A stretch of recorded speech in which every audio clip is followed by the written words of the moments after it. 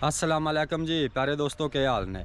उम्मीद करना कि तुसी सारे भैन भरा ठीक होवोगे ते अलहमदुलिल्लाह तुहाडियां दुआवां नाल मैं भी बिल्कुल ठीक ठाक हाँ। तो जनाब अज साडी पाक फौज ने हक अदा कर छड़िया कि दुश्मन नूं फजर की नमाज पढ़ के दिन की रोशनी में तारे वहा छड़े ने। ठीक है जी, 24 करोड़ आवाम, पूरी 24 करोड़ आवाम साडी पाक फौज के नाल है।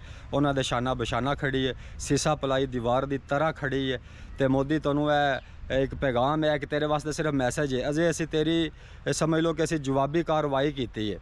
तेरियां असी आदतां दा, तेरियां बुरियां आदतां दा असी तुहानूं जवाब दिता है, अजे असी हमला नहीं किया है। ठीक है जी, साडे हमले तू बच। साडी 24 करोड़ आवाम और 24 करोड़ ही फौज है, क्योंकि साडी फौज भी 24 करोड़ है, साड़ी पूरी आवाम फौज है। ठीक है जी, निरी ऐ नहीं समझना है कि जेडे बार्डर उत्ते नौजवान ने, जड़ियाँ मावां ने पुत्र जम्मे ने, बड़े बड़े सोहने लाल ने मावां दे, उन्हां मावां नूं भी सलाम है, उन्हां दी मावां दी जुरत नूं सलाम है, उन्हां दे मावां दे हौसले नूं सलाम है कि जिन्हां ने एडे सोहने जवान जड़े ने वो बार्डर उत्ते भेजे ने। तो साडा हर बंदा 24 करोड़ आवाम साडी फौज है, समझ आई है। तो तू बच साडी पाकिस्तानी आवाम तू। अज तुहानूं पता लग गया कि असीं तैनूं किस तरह दंदान शिकन जड़ा वो जवाब दिता है। तो बचना है साडे तू। साडी 24 करोड़ आवाम है, जिहड़ी पूरी फौज है तो फौज दे नाल है, समझ आई है। तो अजे तो असी चाइना का माल इस्तेमाल पे करने आ, साडे डॉक्टर कदीर साहब का माल अजे पिछे पे है। ठीक है जी, यह चाइना का माल है जिन्हों तू बर्दाश्त नहीं कर सकिया है।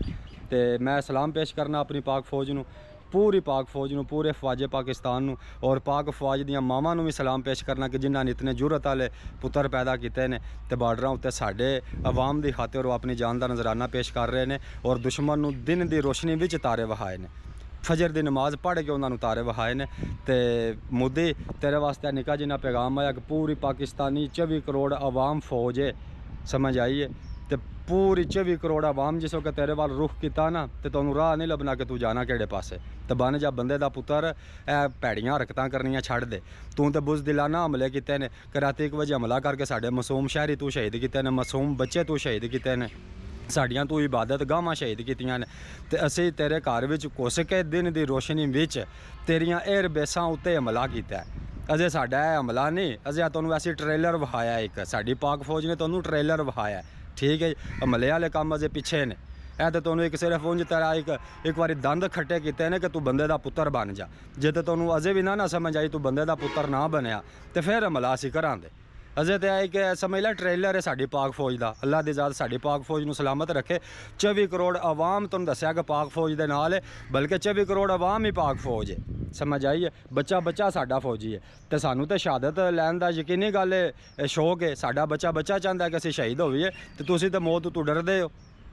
तो बन जो बंदे दे पुत्तर, अमन की तरफ आवो, अमन रखो, अमन कायम करो दुनिया में, अपने अमन का पैगाम फैलावो। ना कि तुसीं आ बुज़दिलाना कार्रवाइयां करदे हो ना। राती 1 बजे ड्रोन सड़ सड़िया, ड्रोन नाल जिकन दे तू ड्रोन पे टोरना है ना, अं दे ड्रोन तो असीं बच्चों को अपने खिडावनियां में लैके देने आ, समझ आई। अं दे ड्रोन असीं बच्चों को खिडावनियां में लैके देने आ। तो तू ड्रोन टोर के तो समझना वा पाकिस्तानी आवाम डर गई है। तो तेरी एक समझ लै कि गलतफहमी है। साडी फौज नाल तू बिल्कुल पंगा नहीं लेना।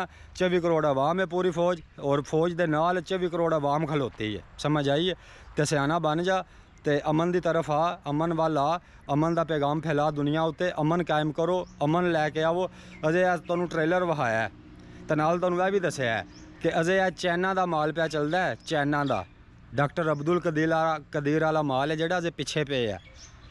चाइना के माल विच तू इन्ना खौफज़दा हो गया, तो डॉक्टर अब्दुल कदीर वाला माल चलिया, तो फिर हिसाब ला तेरे के बनन दे।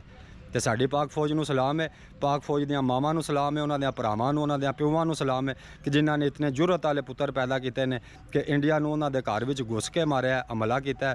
तो बुज़दिलाना हमला नहीं किया, शेरां वाला ते दिलदारां वाला हमला किया कि दिन की रोशनी विच दुश्मन के घर विच घुस के उहदे ते हमला किया, ते दिन की रोशनी विच उन्हां नूं तारे वहाए ने। ठीक है, तो मोदी तेरे वास्ते फिर एक बारी पैगाम है, तो इंडिया के मीडिया वास्ते भी पैगाम है कि यह झूठियां खबरां पहला फैलानियां छड्ड दिओ, सच की तरफ आवो, हक की तरफ आवो, अमन पैदा करो, अमन वालियां गल्लां करो।